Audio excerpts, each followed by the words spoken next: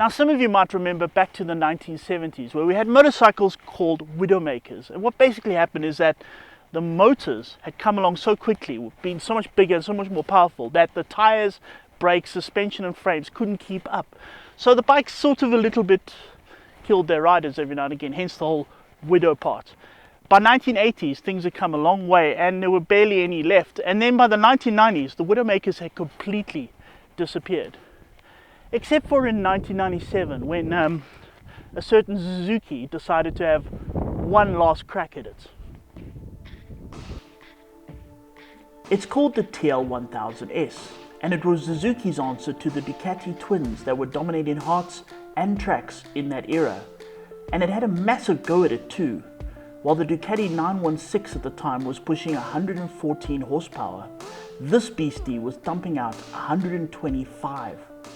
Part of that was down to sheer aggression, but much of it was technology too. Check it out. Electronic fuel injection, yo. Which was quite a brag in 1997 because all this bike's peers at the time were all those old-fashioned dinosaur carburetor things. There's more technology too, because over here you'll notice there's no back shock, and the reason for that is this is Suzuki trying to do a big V-twin. And the problem with that, with the rear shock here, is that it makes the wheelbase too long, and it'll find it difficult to kill you when the wheelbase is too long. So what they did instead is they used Formula One technology. Over here we have just a spring, and inside here we've got something called rotary damping. I have no idea what rotary damping is, and I hope that's the right sign for it, but it's got that. But this bike was not renowned for its sophistication and grace. In fact, it was the opposite. Okay, ladies and gentlemen, I've got to be honest, it's been a lot of fun working for the bike show. I hope some of you have been really entertained. I hope you've enjoyed some of the stuff that I've done. But obviously now I'm on a TL1000S. That means I'm going to die. You know, it just does. It's a shame, but the dedication to my profession means I've got to carry on. So, here we go. Let me just break in here and save Don's life, at least for a moment or two, and tell you about the sponsor of this programme. If you're watching this, you're a biker and probably a general petrol head as well, and like to work, possibly, on your bike and car. So, the guys at Autodoc will be a useful contact for you because they've got just about everything you could want to work on your own vehicles while you're bored out of your mind during lockdown. There's a huge range of parts for cars and bikes, all at extremely low prices, and they operate in 26 countries around Europe. They've got a mobile app as well, which makes it very easy to use their services, but we've got a link down below in the description, so use that to check them out, and at the same time you'll also be helping out the bike show, so thank you for that. It's also worth pointing out, I think, that if you're anything like me and don't know one end of a screwdriver from the other end of a spanner, they've also got hundreds of how-to videos that show you the basics from changing the oil and brakes on your car to doing a full service. It's a useful site. Check them out. While the Ducati went about its ducal way, waltzing in elegance, the TL came across as a behemoth coal miner, armed with a massive sledgehammer. Oh, listen to that. That's a lot of manliness. That's what that is. It's manliness. Lots of it. Listen to this. Oh, it's just two pistons going thump, thump, thump, thump, thump, thump. And angry pistons. Big angry pistons. I like angry pistons. I'm not going to even slightly pretend that this thing holds a candle to any modern bikes. I mean, 125 horsepower. Seriously, a 600 does that. But just appreciating more than just the speed. It's always about how it makes you feel. And this just makes me feel like, grrr, you know, manly and rugged. It's big, it's brawn. Yes. The frame was a strange aluminium trellis design, holding together a short wheelbase and a high center of gravity. That has its benefits, but also its casualties. So here we go, almost 25-year-old bike, through corners. It does do corners. Here's the thing, right? It's very good on a road like this because it tips in really nicely. I mean, that's what this short wheelbase and the high center of gravity does. It tips in very well. The problem is, once you're in the corner, no, that's where it goes all completely wrong. It just wants to wobble, it wants to everything. It's got a massive steering damper here, yet despite that, this is known for its tank slapping. It hasn't tank slapped me yet, but you know, it's going to happen. I mean, obviously, I'm going to die. Sometime I'm going to be killed during this ride because it's a TL1000S. It's what they do. Before my imminent death, let's point out that this motorcycle was found chained up on the floor of Fire It Up. So naturally, it's a serial killer in good nick.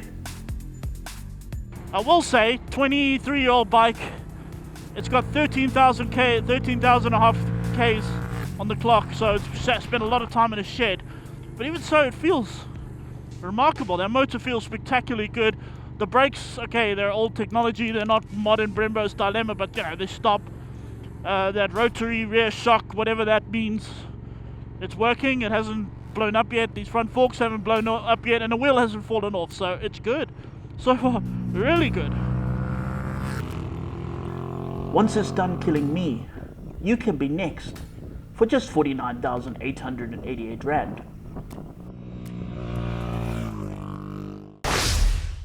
How very disappointing. A legendary widowmaker that Don somehow managed to survive. I was expecting at the very least a few broken bones. The TL is one of the important bikes of my own motorcycling history. Don was only about 14 or 15 back in 1997 when it came out, but I was 31 and right bang in the middle of a huge obsession with sport bikes. I was racing and I was writing about bikes for a living. I had ridden Ducati's amazing bikes from the time, but me and my mates obviously couldn't afford them, so we were properly excited when the Japanese finally decided to get in on the act. An Irish South African friend of mine by the name of Patrick bought one in red, as you would for the full poor man's Ducati effect, and he absolutely loved that thing.